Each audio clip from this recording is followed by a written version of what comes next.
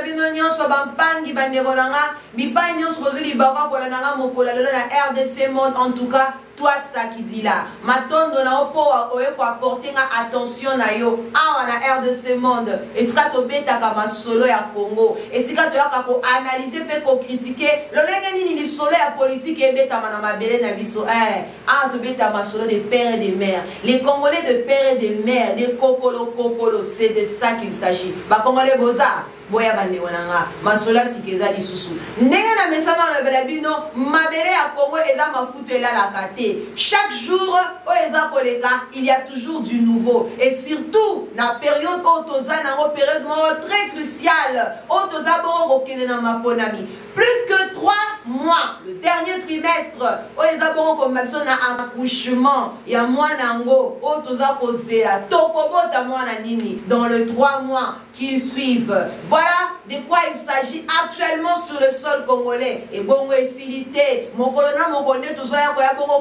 panza, qu'on décortiquer en détail, en tout cas, tout qui ne lever la zone d'ombre, n'a pas politicien, oh, et c'est grito pour la Nicolas Zalikoya, et Zande Bongo. Merci parce que vous aimez, vous partagez, vous commentez, surtout s'abonner. Parce que yango n'aime repérer sa biso makoki to kuta na mikolo nyonso to betara masolo yango. Alors comme je le disais, RDC Monde et c'est quand on met la rabino actualité congolaise, masolo ni na osumu kola lelo bande wonanga. Na elibino ni susu masolo mi balé.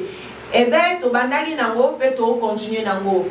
Est ya mboka la biso et la raté. Je vous ai dit que depuis un temps ça fait quelques jours eza ya kotomoka, volcan eza ya kotomoka. Non le bela volcan au vrai sens du terme, non. N'est pas pour le volcan dans le sens figuré qui veut dire que tension.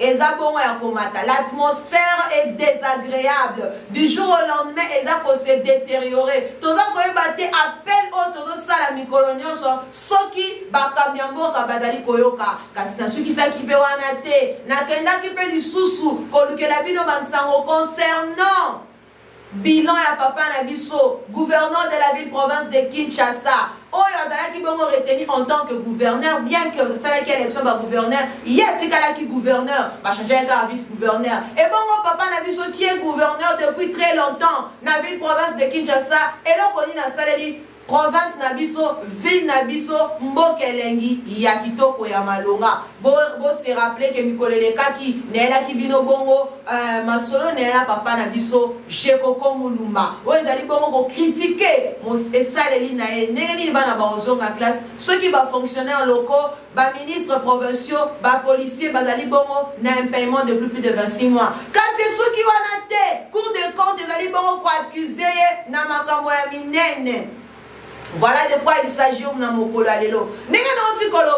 Papa Gentili Ngobila, Monsieur Gentili Ngobila, le gouverneur de la ville-province de Kinshasa, qui est accusé Namasolo Moko Louche. Oh, regarde bien, vous allez faussement accusé contre lui. Il nie ça. Mauvaise gestion de la chose publique. Mauvaise gestion en long et en large. Mbongo, il a contracté des emprunts. Otomoni misala saleli mbongo angote. Peli susu makambo ezali ebele kobotama mokolo na mokolo. Et bongo ACK, oh bongo to bengi Assemblée provinciale de Kinshasa, APK pardon, Assemblée provinciale de Kinshasa. Et sengela ki bongo esangana pona kopesa décision concernant la sanction et mauvaise gestion à papa Gentili Ngobila. Kasi le kolaba et le mingi bazali na vacances et surtout qu'il y a manque de finances. Rappelez-vous notre koloba que Monsieur Gentili Ngobila a contracté plusieurs emprunts. Il est accusé d'une mauvaise gestion qui amène à ce que APK et faire partie de la victime.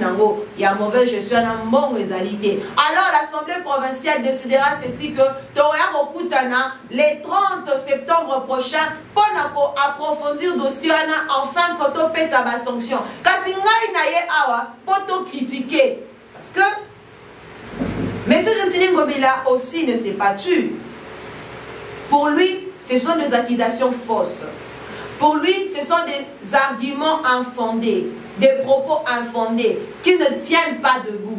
Alors, Nazo Memelabino, ba propos ba argument oh ezali palpable oh ngai na bandeko na nga toza na Kinshasa tozali bongo ko vivre comme ça elongo na bino bo analyser total soki réellement ils ont contenir debout par rapport il y a l'accusation et salami auprès il y a monsieur Gentini Ngobila. La fois dernière je vous ai dit que il se trouve que il y a plus de 26 mois, soit 2 ans et 2 mois, oyo ba fonctionnaire locaux baza impayé, ba policier baza impayé, ba néonanga li kamba lokutate. Pour ceux qui ont tali le ligne policier na biso a vivaka au moins na yomoka ke eza participé mort. Alors que policier a joué un rôle très important auprès de la société civile. Ceux qui policiers a dali bongo mal rémunéré, maltraité et bon moussani au sein de la mission à Malonga. Et ceux qui ont été la état la ville province de Kinshasa, Bampani Bandeko, oh bon messana Robeta Batour na Kinshasa. Est-ce que tu as dit que Kinshasa la belle comme le fit à l'époque? Rien que sur ces deux éléments. Est-ce que tu as dit que Kinshasa la belle? Monsieur Gentini Ngobila, ça fait très longtemps qu'il est gouverneur, qu'il gouverne sur le sol congolais depuis le régime passé les kaki.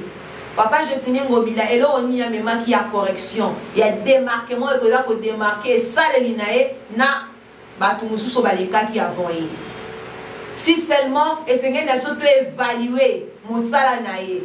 Est-ce que tout le monde dit du changement dans la ville province ya Kinshasa?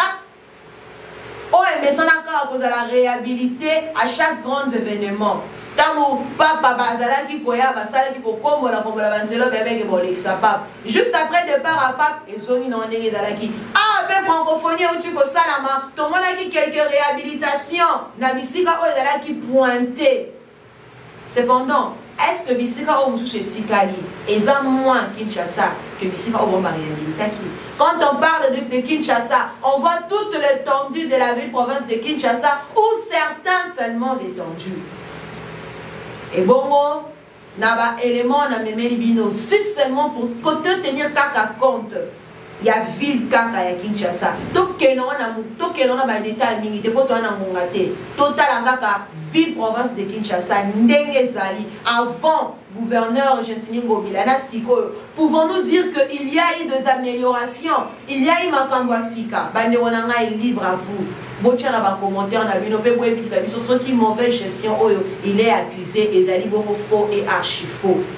Na reçu qui za na solo ya est qui frappe encore. Tension eza bongo komata, eza komate mate kitate. Cette fois-ci, nous sommes déterminés pas seulement de divorcer avec la MONUSCO mais également avec l'EAC. Banda to banjo betambela, bandero na ngana minute on a Sabino, ba hôpitaux ya est, ya nord Kivu. Et ça pour on manque d'insuffisance à makila pas mater degré à patient on besoin de transfusion et ça pour saranade. En plus des bateaux koufi na Massas déjà il y aura encore d'autres morts pour insuffisance de transfusion. Vous vous rendez compte de cela?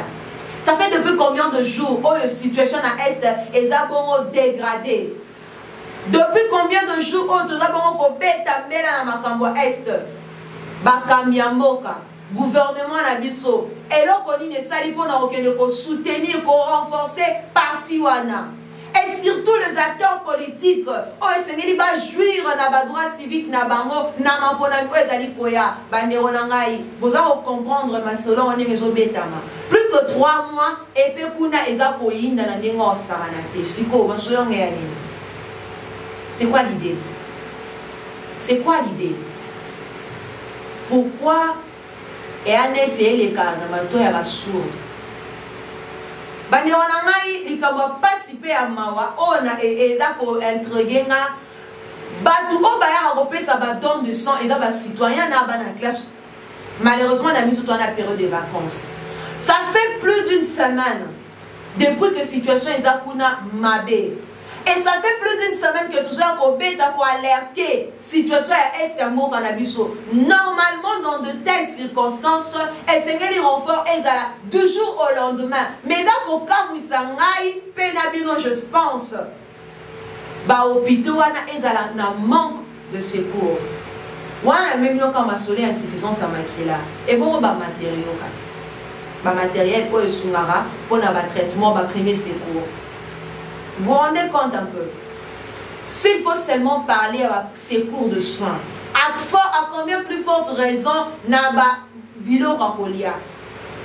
Ça fait plusieurs jours depuis nana ozonga awa ko sela alerte et longo na ba société civile na pardon mapinga na biso bazali kuna ko belela bakami o bazali na ngambo kotoyo batinda renfort batinda lisungi parce que kuneza ya koyinda pe lisusu koniata sete sekeli EAC ekende monisco pe kende po mosala nango ezali komonana te bapangi bandeko na ngai masona monde yango na milele na mokolo lelo et bon politique na mboka na biso botala radenge za ko avancer plus que 3 mois pour te kena makona botala lenge makambo ezokende to vote banane to zo banane comme bakami. Est-ce que problème ezali bakami to problème ezali le lenge na bango osalila problème na biso ezali le lenge na bango osalila ceux qui va changer le lenge na bango osalila te ba bongisa te et dans la cas parce qu'on a vu ce qu'on doit changer poto changer bakami mais ceux qui le lengo ça il est d'accord moko mboka na biso de la cas mboka ya passe pe mais ko le belé tomber la kuna la situation est mais elle est kaloko la mo et changer de renfort monter jusqu'au jour d'aujourd'hui renfort monter qui kuna si siko na nous masole betamité pour na roluka kimia est-ce que ba congolais ba o baza kuna ils sont moins congolais que yo na ma tozali congolais gouvernement au Somalie.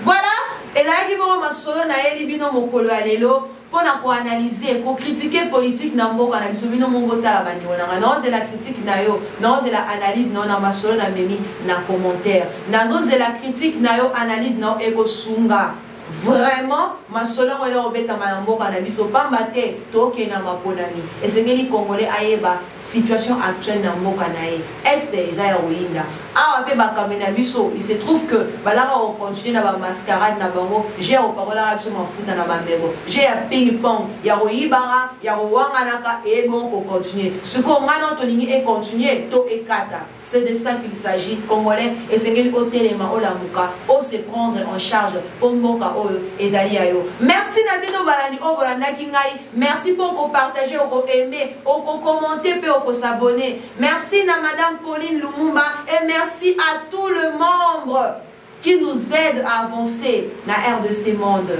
Portez-vous bien et à très bientôt.